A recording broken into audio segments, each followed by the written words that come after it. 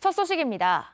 어제 정치자금법 위반 혐의로 체포된 김용 민주연구원 부원장의 사무실을 압수수색하려던 검찰이 끝내 빈손으로 돌아갔습니다. 연구원이 있는 민주 당사를 가로막은 의원들과 7시간 넘게 대치하다 현장에서 철수했습니다. 먼저 당시 현장 상황 공다솜 기자가 보도합니다. 민주당 의원과 당직자들이 민주당사 문을 막고 서 있습니다. 당사 8층과 10층에 있는 민주연구원을 압수수색하려다 저지당한 검찰도 물러나지 않습니다. 어제 오후 3시쯤 시작된 대치는 밤 늦게까지 이어졌습니다. 민주당은 압수수색 대상인 김용 민주연구원 부원장이 지난 11일 임명받았다는 점을 강조했습니다. 별로 지금 한지 며칠 되지도 않은 직기도 없는 사람을 뭘 압수수색하러 오냐고. 제1야당은 이런 식으로 하는 거 아니야. 하지만 검찰은 적법한 법 집행임을 강조하며 정치적 의도가 깔린 압수수색이란 민주당의 주장에도 선을 그었습니다. 그런 분들의 자료를 보는 걸 왜 막으십니까? 왜 그걸 막으시냐고요. 이것은 당사에 대한 압수수색이 아닙니다. 당사랑 전혀 무관합니다. 당사 주변으로 500여 명의 지지자들까지 모이며 소란은 점점 커졌습니다. 9시까지 나오지 않으면 저희가 끌어내겠습니다. 민주당은 할 수 있다!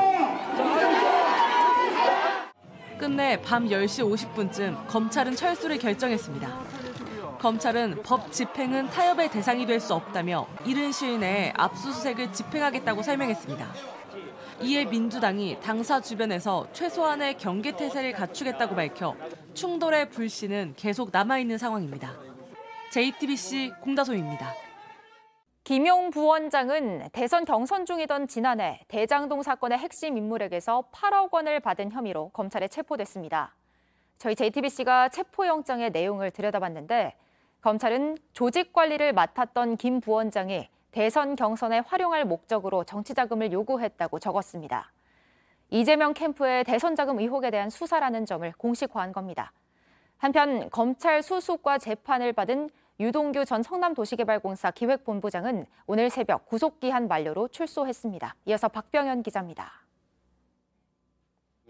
검찰은 민주연구원 김용 부원장이 지난해 4월부터 8월까지 불법 정치자금을 받았다고 판단했습니다. 김 부원장이 유동규 전 성남도시개발공사 본부장 등에게 먼저 20억 원을 요구한 뒤 이 중 8억 원을 받은 것으로 보고 있습니다. 대장동 비리 의혹의 핵심 인물인 남욱 변호사에게서 나온 돈이 유 전 본부장을 통해 김 부원장에게 흘러갔다는 겁니다. 검찰은 시점에 주목했습니다. 돈이 흘러갔다는 시기는 민주당 이재명 대표가 대선 예비 후보로 등록하고 당내 경선에 참여할 때입니다. 이 대표를 돕던 김 부원장이 캠프 총괄 부본부장이었습니다.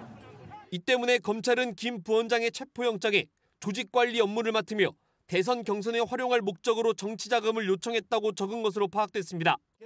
사실상 당시 이재명 대표 캠프의 대선자금 의혹 수사를 공식화한 겁니다. 특히 지난해 9월 대장동 의혹 수사가 시작되지 않았다면 나머지 돈도 모두 받았을 것으로 의심하고 있습니다. 검찰은 최근 유 전 본부장으로부터 관련 진술을 확보했고 어제 김 부원장을 체포하고 집도 압수수색했습니다. 이에 대해 김 부원장 측은 불법 자금을 수수했다는 의혹은 전혀 사실이 아니라며 검찰이 없는 죄를 만들어내고 있다고 주장했습니다. 대장동 비리로 구속돼 재판에 넘겨진 유 전 본부장은 구속기한 1년이 끝나면서 구치소에서 풀려났습니다. JTBC 박병현입니다. 서울 강남 재건축 사업의 상징인 대치동 은마아파트가 서울시의 심의를 통과했습니다. 재건축을 추진하기 시작한 지 20년 만으로 35층 높이의 33개 동 5,700여 세대로 다시 지어집니다. 서울시 내 다른 재건축 사업도 탄력을 받을 것으로 보입니다. 이재승 기자의 보도입니다. 은마아파트는 서울 강남의 대표적인 노후 대단지입니다. 지난해 긴급 안전점검에선 특히 지하실이 위험하다는 진단을 받았습니다.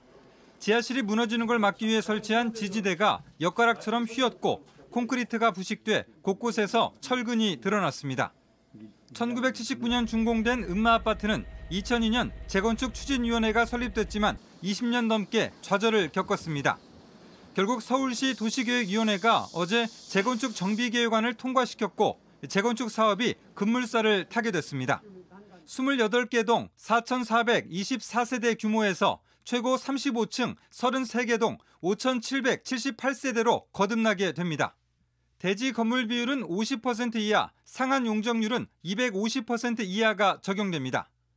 음마아파트는 그동안 49층 정비개혁안이 서울시의 35층 룰에 막혀 번번이 좌절됐고 추진위원장을 교체하는 등 조합원 내부 갈등까지 겹치며 어려움을 겪었습니다.